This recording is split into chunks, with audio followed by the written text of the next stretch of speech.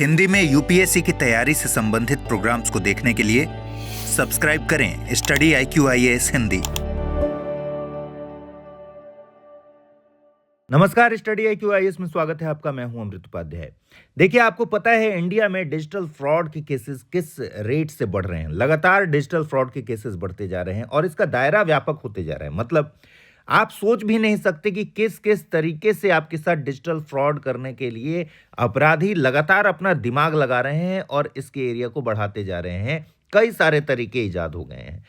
इस कंडीशन में आरबीआई एक राहत भरी खबर लेकर आई है कि कंपनसेट करेगी आरबीआई 25,000 रुपए तक मैक्सिमम। और अगर विक्टिम ने ओटीपी शेयर कर दिया है तो भी अगर उसके साथ डिजिटल फ्रॉड हुआ, जिसको अभी तक लापरवाही माना जाता था, उस कंडीशन में भी ये कंपनसेशन मिलेगा पीड़ित को। तो आइए देखते हैं इस खबर में और क्या खास बातें हैं। देखिए, डिजिटल धोखाधड़ी के खिलाफ ये एक बड़ा स्टेप माना जाएगा क्योंकि नुकसान की भरपाई करने के मूड में है आरबीआई। तो 25,000 रुपए तक का तो मुआवजा आरबीआई ने कहा है कि हम देंगे, भले ही आपने ओटीपी शेयर किया हो, क्योंकि अभी तक ओटीपी अगर गलती से शेयर कर दिया गया तो बैंक उसे लापरवाही मानता था ग्राहक की और पैसे वापस नहीं मिलते थे। तो आरबीआई अब इस ब्लेम गेम को खत्म करने के मूड में है।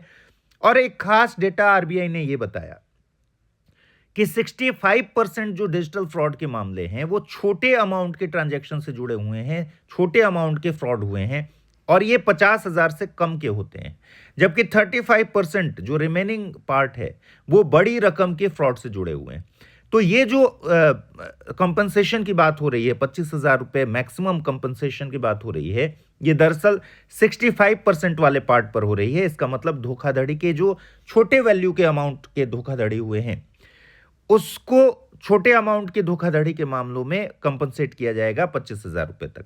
अब सवाल है कि मान लीजिए आपने ओटीपी शेयर कर दिया, तो अगर नुकसान अनजाने में हुआ है तो ग्राहक मुआवजे का हकदार होगा। यह प्रपोजल है, अभी लागू नहीं हुआ है, ध्यान रखिए।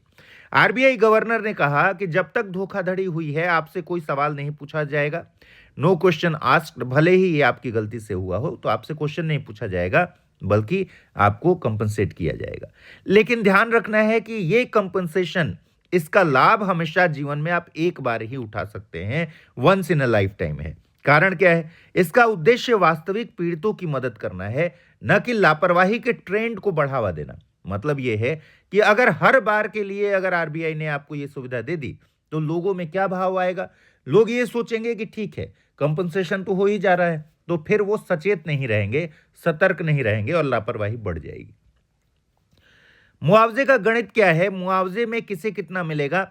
देखिए, जो कंपनसेट किया जाएगा अमाउंट वो मैक्सिमम 25,000 है, या फिर जितना, अगर 25,000 मैक्सिमम से नीचे की बात करें तो जितने अमाउंट का फ्रॉड हुआ है उसका 70% के आसपास तो आरबीआई देगा और 70% से लेकर 85% तक केस टू केस डिपेंड करेगा। और बाकी का जो लोड आएगा वो उस बैंक से आएगा जिसमें अकाउंट है ग्राहक का और प्लस ग्राहक। तो शेष राशि का भार ग्राहक को उठाना है और बैंक को मिलकर उठाना है। आरबीआई नुकसान का 70% से 85% हिस्से की भरपाई कर देगी।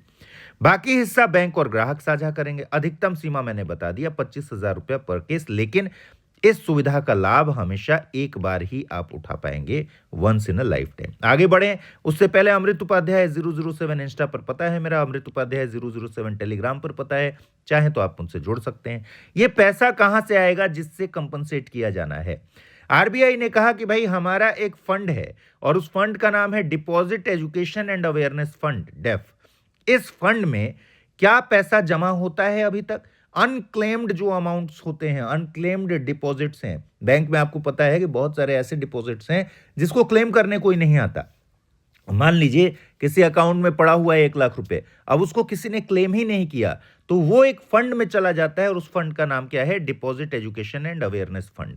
तो जो आरबीआई है वो कह रहा है कि इसमें सरप्लस इनकम जमा होते हैं, अनक्लेम्ड डिपॉजिट्स जमा होते हैं और इसमें अभी पर्याप्त सरप्लस है। तो इसी फंड से, deposit education and awareness fund से, अभी डिप्टी गवर्नर के अनुसार पीड़ितों की मदद के लिए इसका इस्तेमाल किया जाएगा, इसी फंड का यूज किया जाएगा। इसके अलावा आरबीआई ने कहा है कि हम 3 गाइडलाइंस भी देंगे अलग अलग तरीके से, और इन गाइडलाइंस में क्या चीजें होंगी। पहले गाइडलाइन किस बारे में है? पहली जो है मिस सेलिंग के बारे में। मिस सेलिंग होता है मतलब मिस इन्फॉर्मेशन के जरिए सेल करना। इस कंडीशन में गलत जानकारी देकर वित्तीय उत्पाद बेचा जाता है। तो जो गाइडलाइंस जारी किए जाएंगे उसमें बैंकों और वित्तीय संस्थानों को अब ज्यादा पारदर्शी बनाया जाएगा और अकाउंटेबल बनाया जाएगा, जवाबदेही दिखानी होगी। कार्रवाई क्या होगी? आरबीआई इसके लिए एक गाइडलाइंस जारी करेगा। दूसरा, जो कर्ज की वसूली बैंक कराते हैं उसमें जो एजेंट वसूली करते हैं वो बदतमीजी पर उतर जाते हैं, उत्पीड़न करने पर उतर जाते हैं ग्राहकों के साथ। तो अब कहा गया है आरबीआई के द्वारा कि जो सेकंड गाइडलाइन है वो कर्ज वसूली में उत्पीड़न को बर्दाश्त नहीं करने के बारे में है। यानी फोकस क्या होगा कि लोन रिकवरी की जो प्रक्रिया है और एजेंटों का व्यवहार, इसको ज्यादा स्मूथ किया जाए और ऐसा ना रहे कि ये उत्पीड़नकारी हो। कर्जदारों के साथ अनुचित व्यवहार और उत्पीड़न को रोकना इसका लक्ष्य है। तो ये एक कस्टमर सेंट्रिक बैंकिंग की दिशा में बड़ा कदम माना जा रहा है। ठीक है। भविष्य की सुरक्षा के बारे में अगर बात करें तो लैग्ड क्रेडिट्स जैसी कोई सुविधा ले आने की तैयारी में है आरबीआई। ये लैग्ड क्रेडिट्स क्या है कि भाई आपने किसी को पैसा भेजा, अब ये पैसा तुरंत रिसीवर तक नहीं पहुंचा, ये क्रेडिट तो हो गया, ठीक है, लेकिन बीच में एक लैग आएगा, एक वेट आएगा। और ये लैग वेट किस मामले में फायदेमंद होगा कि आपके भेजे हुए पैसे को वेरीफाई किया जा सके कि आपने ठीक पैसा भेजा है और सही व्यक्ति को भेजा है। ठीक है, इसमें कहीं भी आपके द्वारा ऐसा तो नहीं कि आपके बदले कोई और इसका इस्तेमाल कर रहा है या मिसयूज कर रहा है या फ्रॉड कर रहा है। तो इस फ्रॉड को रोकने के लिए बीच में एक लैग टाइम ले आना पड़ेगा, वेट टाइम ले आना पड़ेगा, जिसके बीच में इसी टाइम के साथ आपके जो ट्रांजैक्शंस हैं उनको वेरीफाई किया जा सके बैंक के द्वारा। तो लैग्ड क्रेडिट जिसमें पैसा ट्रांसफर होने के बाद खाते में जमा होने में थोड़ी देरी होगी ताकि बीच में वेरिफिकेशन का समय मिल जाए। और सीनियर सिटीजन्स के लिए एडिशनल ऑथेंटिकेशन की सुविधा होगी। उद्देश्य डिजिटल पेमेंट को और अधिक सुरक्षित बनाना है। यह अपने आप में बहुत जरूरी कदम है और हर हाल में इनको तुरंत से तुरंत इंप्लीमेंट करना चाहिए।